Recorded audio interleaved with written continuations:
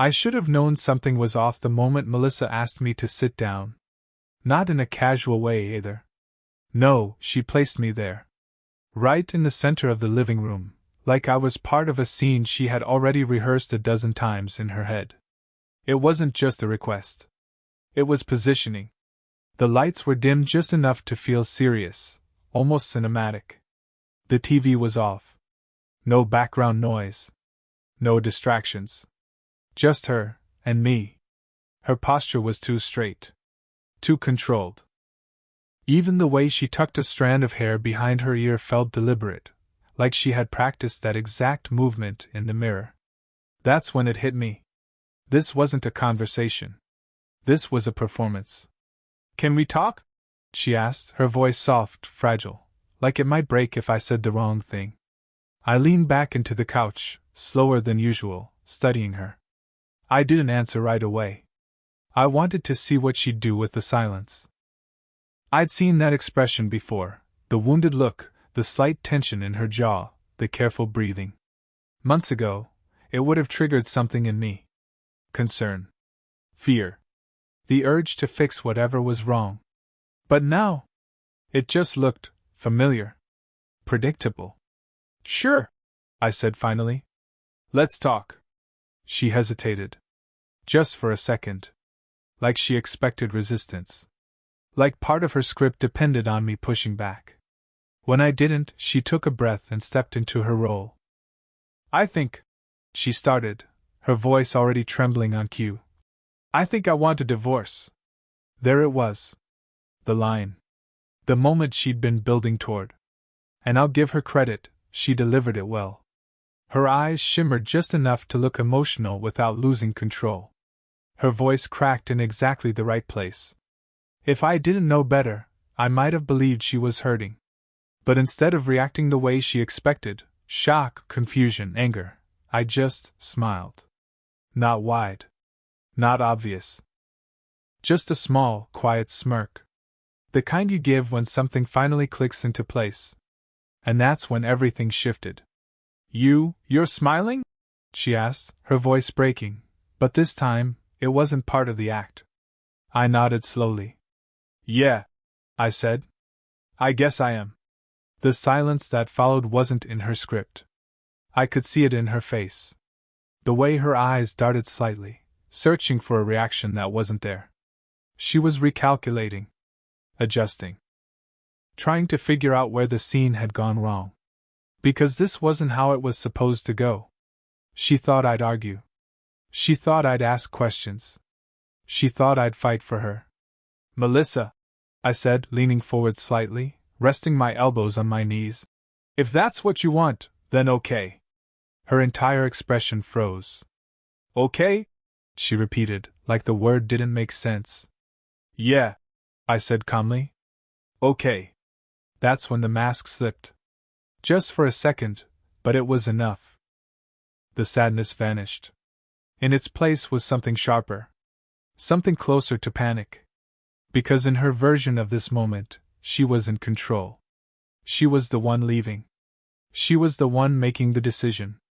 And I was supposed to react? But I didn't. Because the truth was, I had already made mine. The signs didn't hit me all at once. They crept in slowly. Quietly. The kind of changes you can explain away if you want to. At first, it was just little things. New dresses she never wore around me. "Just something I picked up," she'd say casually. Late nights with friends, whose names started to blur together. "Oh, you don't know her, she's from work." Her phone becoming an extension of her hand. Always face down. Always locked. Always just slightly out of reach. At first, I told myself it was nothing. People change. Routines shift. Life gets busy. That's what I kept repeating in my head. But then came the details that didn't fit. The way she'd smile at her phone, but not at me. The way she'd leave the room to take calls.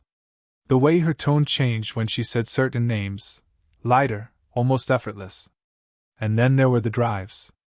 Late night. Work drives. Deadlines. Pressure. Stress. Funny thing is, Stress doesn't usually come with carefully chosen outfits and a second layer of perfume. It doesn't come with excitement. It doesn't come with that look in someone's eyes, the one that says they'd rather be somewhere else. I didn't confront her. Not because I was scared, but because something inside me had already started pulling back. Instead, I watched, listened, connected dots. And once you start doing that, it's amazing how quickly the truth shows up. I didn't find out the way people expect. No dramatic reveal. No big mistake. Just a single moment. A notification. A name. Chris. That was it. No heart emoji. No message preview. Just a name lighting up her screen before she quickly turned it over. But it was enough. Because it wasn't just a name. It was her reaction. Too fast. Too careful. Too practiced. That's when everything inside me went quiet. Not angry. Not broken. Just clear.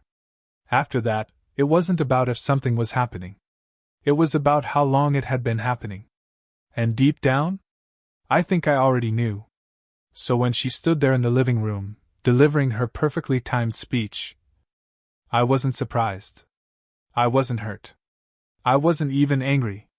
Because the version of me she thought she was leaving? He didn't exist anymore. I had already stepped away from the marriage. Emotionally. Mentally. Quietly. She just hadn't noticed. And that was the part that almost made me laugh. Because while she thought she was ending things, I had already moved on to something else entirely. Not just leaving. Not just divorce. Something bigger. Something she would never see coming. I stood up slowly, stretching like we had just finished a normal conversation. Well, I said, grabbing my phone from the table. I guess we're on the same page. She stared at me, completely thrown. That's it? She asked. You're just okay with this? I looked at her for a moment. Really looked. And for the first time in a long time, I didn't feel anything. No, I said calmly. I'm not okay with it. I paused. Then added, I'm just done. Melissa didn't follow me when I walked out of the living room. That was the first real confirmation I needed. If this had actually been about us, about saving anything, she would have chased me. Asked questions? Tried to regain control of the conversation. But she didn't. She just stood there. And I knew exactly why. Because in her mind, this wasn't the end. This was just a step. She thought I'd come back around. That I'd need time. That eventually, I'd sit her down, ask her to reconsider, maybe even apologize for things that weren't my fault. That had always been the pattern. Except this time. I wasn't coming back. I went upstairs, shut the bedroom door, and sat on the edge of the bed. Not to think. Not to process. Just to confirm something to myself. I felt nothing. No shaking hands. No racing thoughts. No anger building in my chest. Just quiet. And that's when it really hit me. I had checked out of this marriage long before she ever said the word divorce. The shift hadn't happened overnight. It was gradual. Like a slow fade you don't notice until the picture is almost gone. At first, I blamed work, stress, routine, life. But the truth? It started the moment I realized I was the only one still showing up. I'd come home and talk about my day. She'd nod, barely listening, eyes drifting back to her phone. We'd sit on the same couch, but it felt like there was a wall between us. Conversations turned into exchanges. Affection turned into habit. And somewhere along the way, I stopped trying.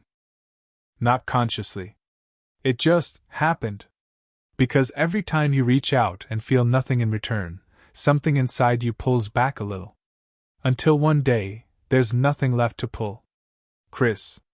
That name kept replaying in my head, not because it hurt, but because it explained everything. I didn't go looking for proof after that first notification. I didn't need to. Once you see the pattern, you don't need evidence anymore. You just need to pay attention. And I did. The late nights became more frequent. The excuses became simpler, almost lazy. Work ran late. Traffic was bad. I was with friends. No details. No effort. Because she didn't think she needed to try anymore. And maybe she was right. Because I never questioned her. Not once. But that didn't mean I wasn't watching. I noticed the way she'd smile at messages and then immediately straighten her face when she looked up. The way she started locking her phone even inside the house. The way she'd get irritated, defensive, over small, harmless questions. And the biggest one? She stopped asking about me. Completely. That's when something changed. Not in her. In me. I stopped waiting. Stopped wondering.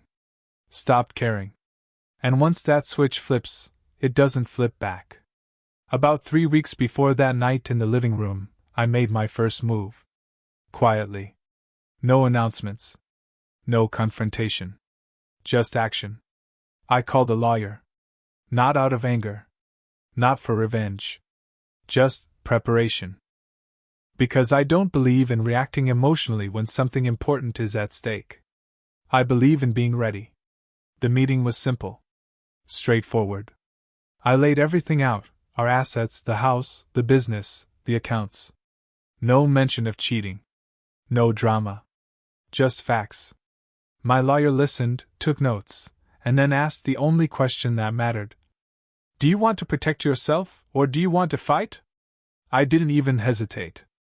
Protect, I said. Because fighting means you're still emotionally involved. And I wasn't. From that point on, everything became strategic. I started separating things. Accounts first. Nothing obvious.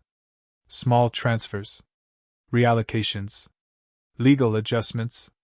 Everything documented. Everything clean. Then came the paperwork. Ownership confirmations. Titles. Contracts.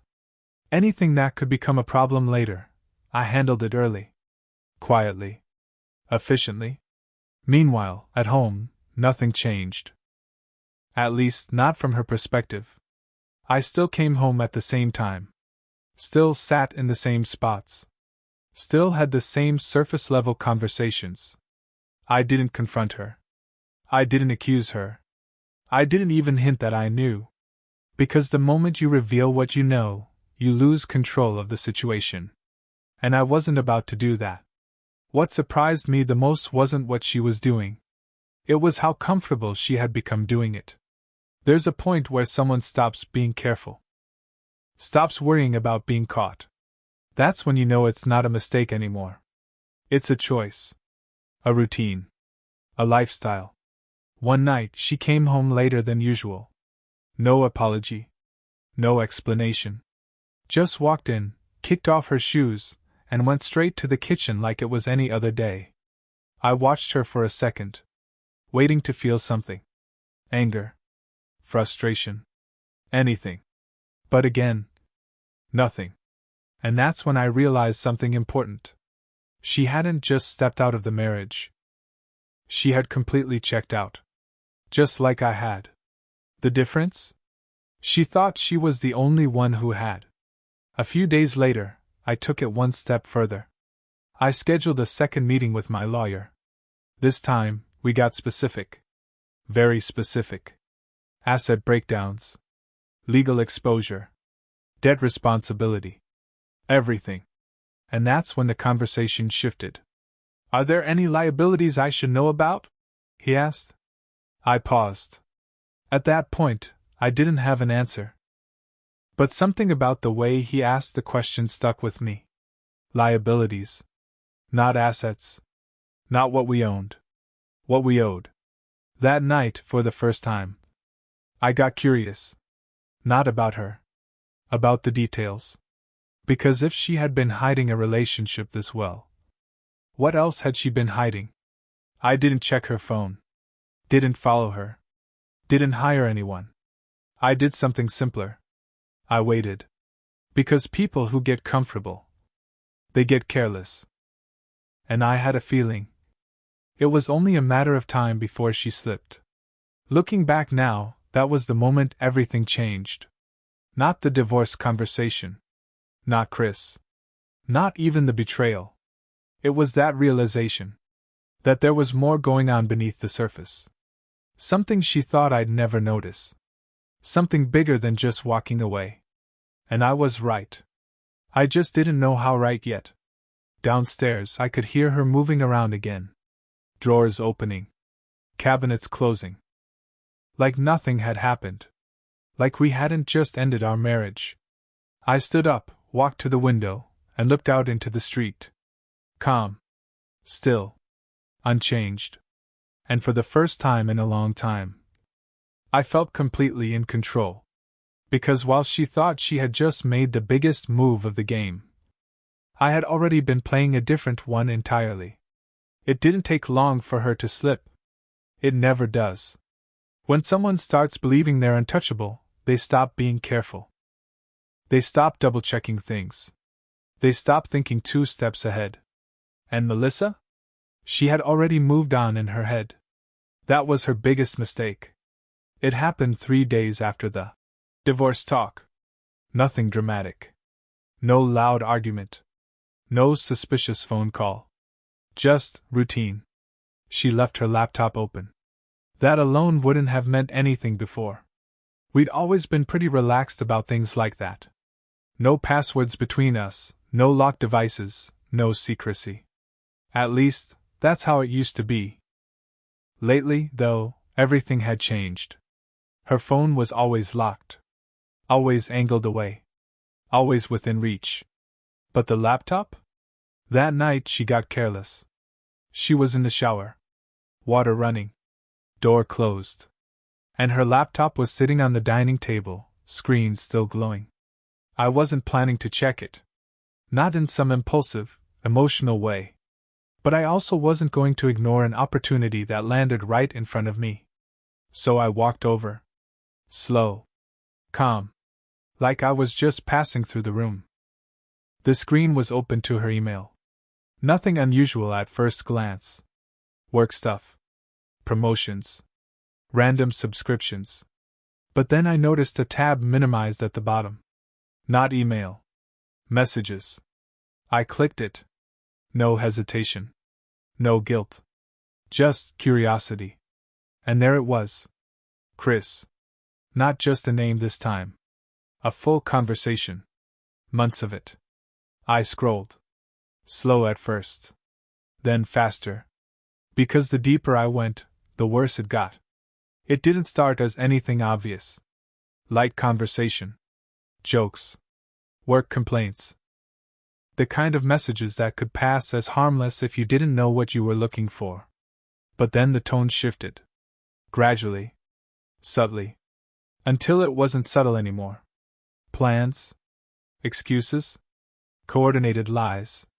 All laid out like they had been working together on it. Because they had. One message stopped me. Not because it was the worst. But because it said everything. Don't worry about him. He doesn't notice anything. I stared at that line for a long time. Not angry. Not even surprised. Just confirming. That's how she saw me. Not as a husband. Not as a partner. Just background. I kept scrolling. And that's when something unexpected showed up. Money. At first, it didn't click. Just small mentions. Did you handle it? I'll send it tonight. Use the other account. I slowed down. Read more carefully. And that's when the pattern became clear. She wasn't just seeing him. She was supporting him. Payments. Transfers. Covering things. Helping him get back on his feet. I leaned back slightly, processing. Because this was new. This wasn't just an affair. This was something deeper. Something riskier. And then I saw it. A message from Chris. Once this clears, I'm out. Just need a little more. I read it twice. Then a third time. Just to make sure I wasn't misinterpreting it. He wasn't in this for her. Not even close. He was using her. Plain and simple. And she had no idea. I kept scrolling, looking for anything else. And I found it. Debt.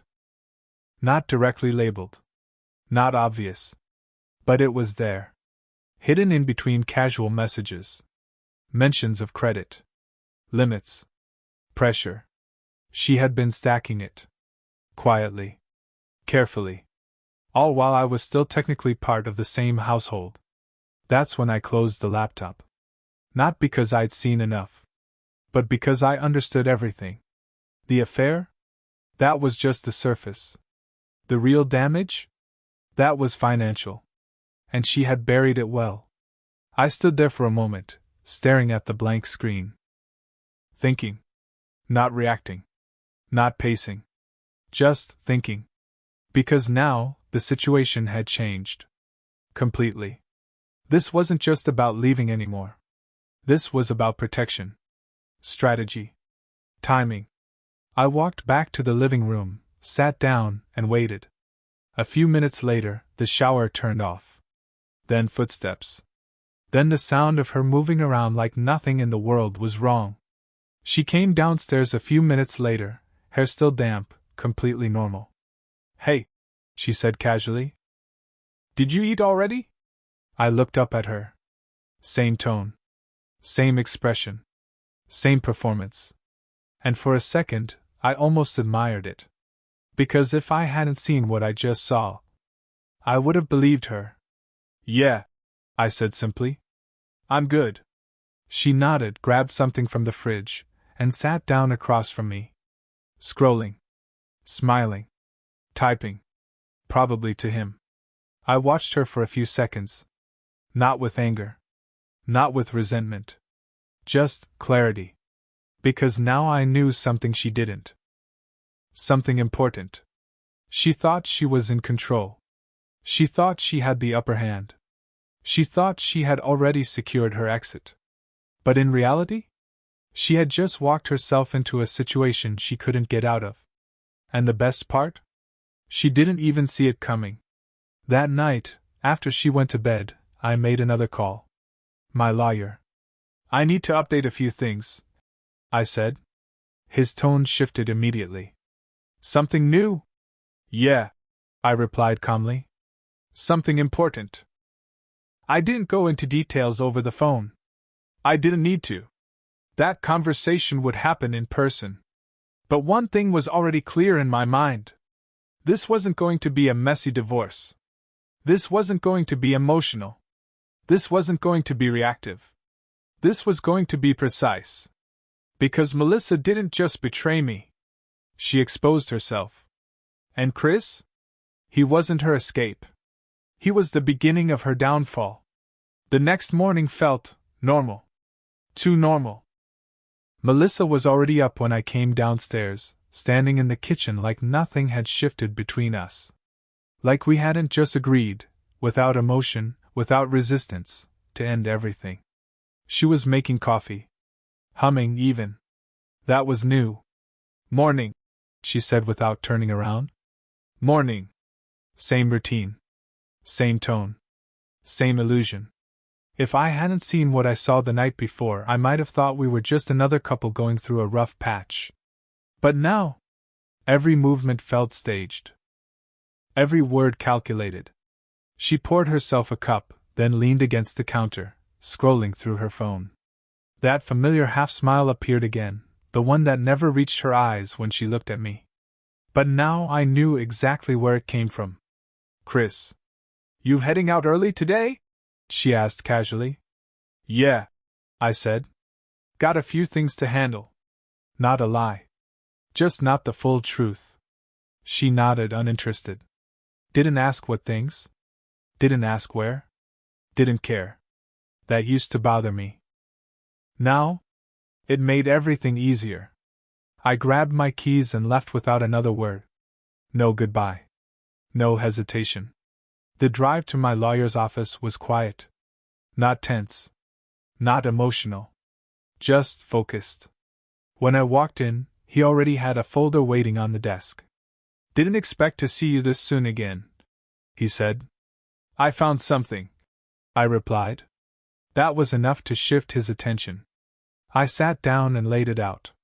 Not everything. Just what mattered.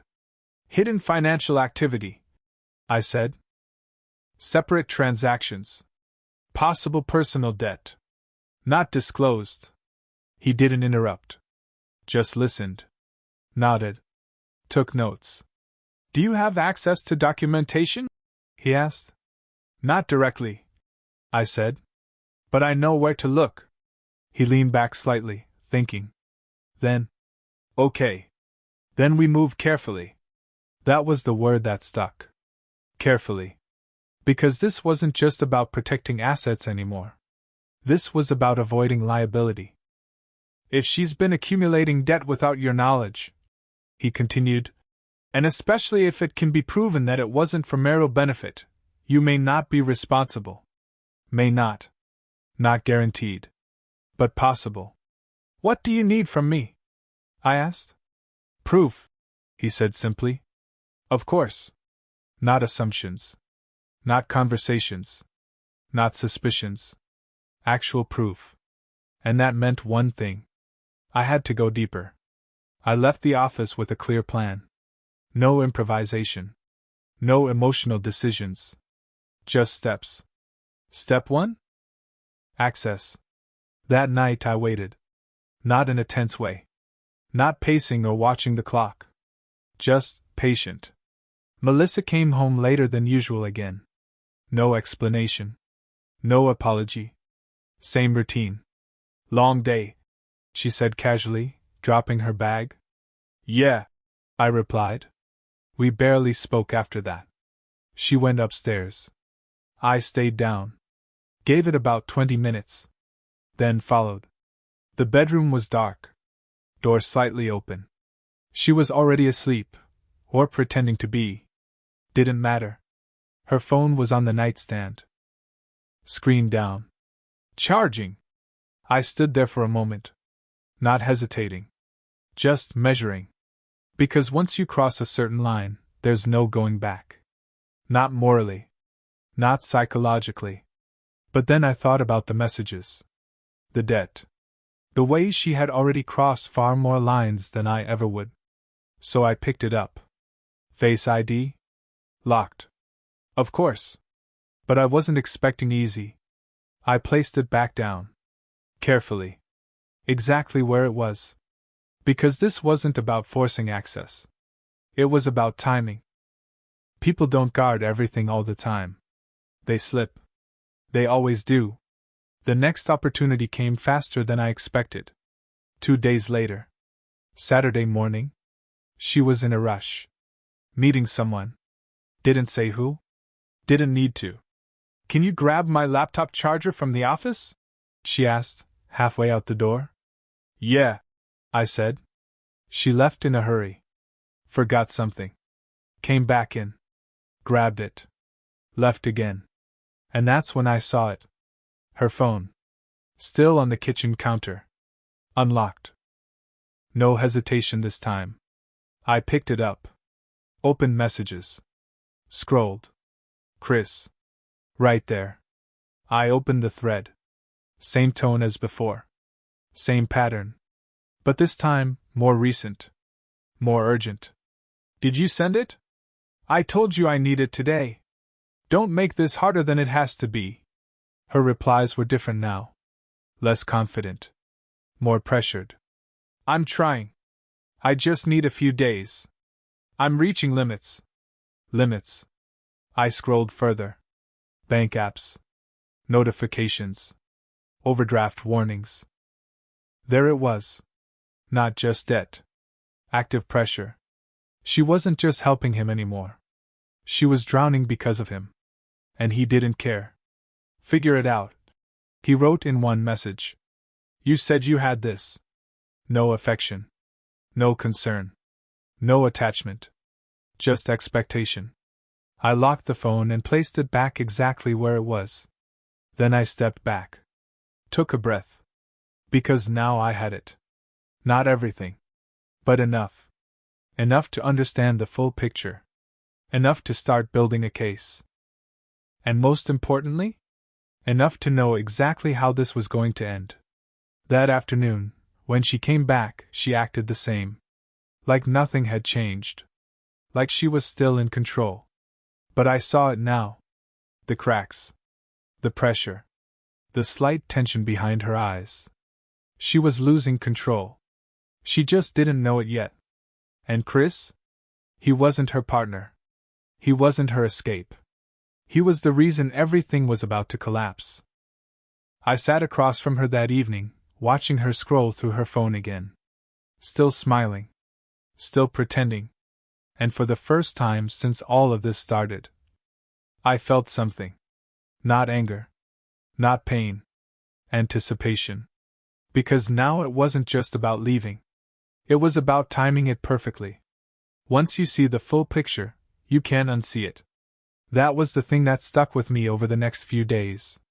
Not the betrayal. Not even Chris. But the pattern. Melissa wasn't just making bad decisions. She was spiraling. And she didn't even realize it. From the outside, everything still looked controlled. She kept up appearances. Same routines. Same tone.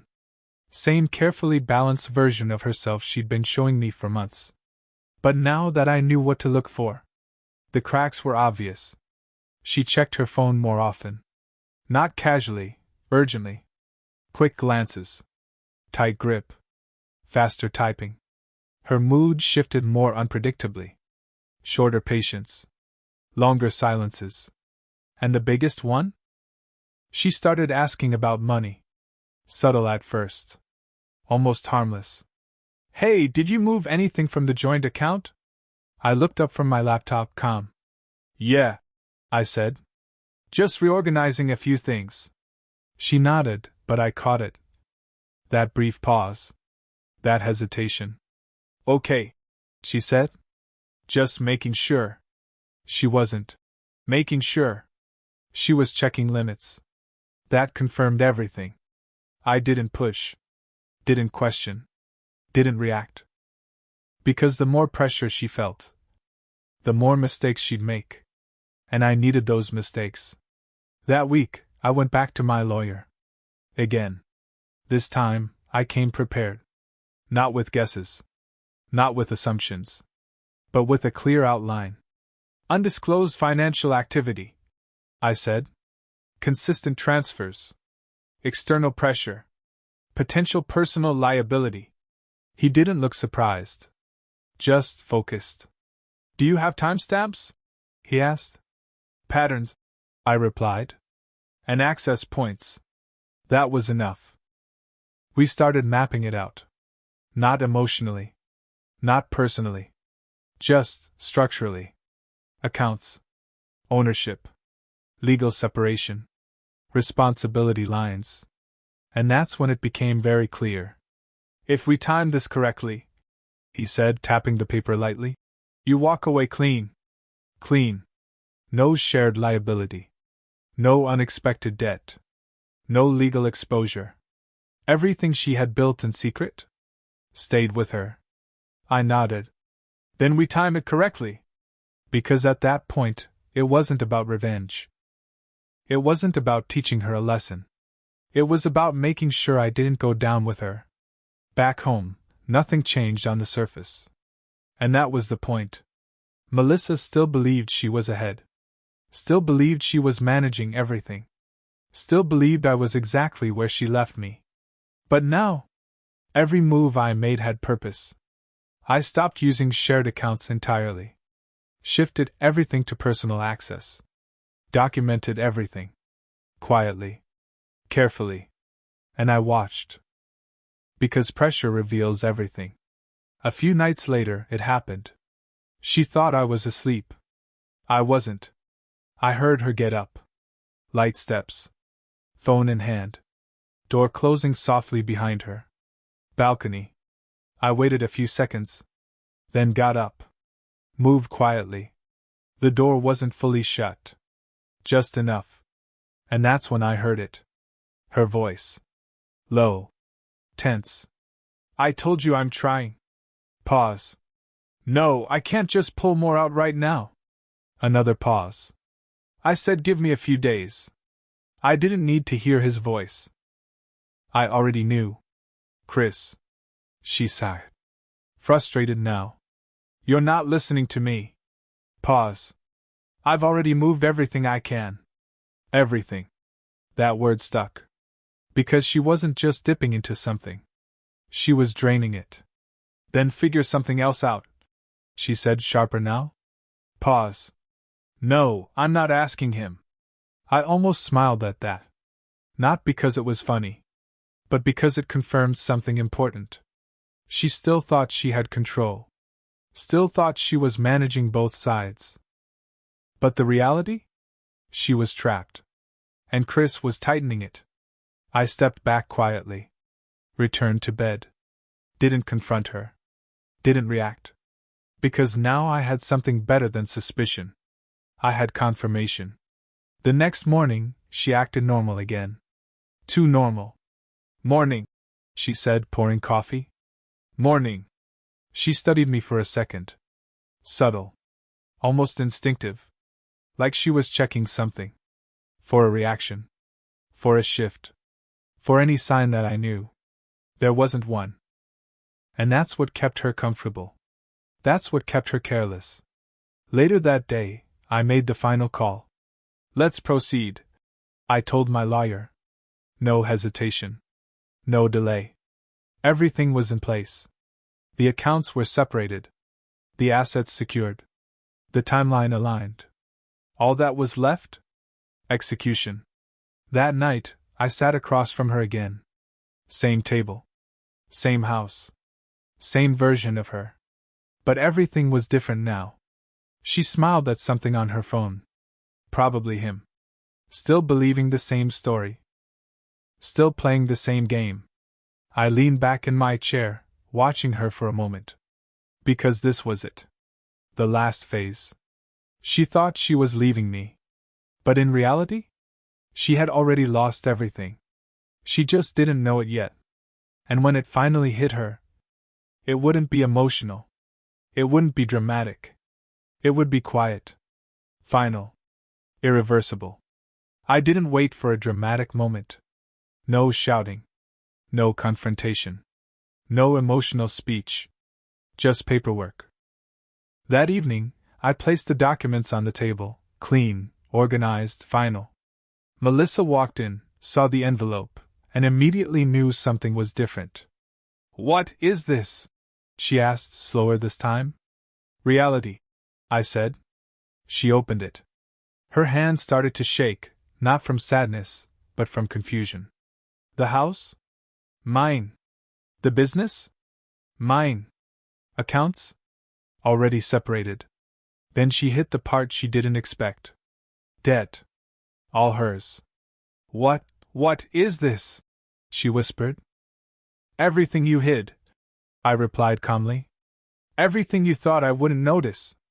Her expression broke, not into regret but into fear. For the first time, she understood. She hadn't been leaving with control. She had been walking straight into collapse. I didn't stay to watch it fall apart. By the time Melissa started calling, texting, trying to fix what couldn't be fixed, I was already gone. New number. New place. New state. Clean exit. Chris didn't last long either. The moment the money stopped, he disappeared. Exactly like I knew he would. Months later, she found me. Outside a small cafe in Denver. I barely recognized her. She looked exhausted. Worn down. Smaller somehow. Please, she said. I lost everything. I believed her. I just didn't care. She apologized. Said she made a mistake. But it wasn't a mistake. It was a series of choices. And now, consequences. I looked at her for a second, then walked past. Because this time, I didn't just leave the relationship. I ended the entire chapter. For good.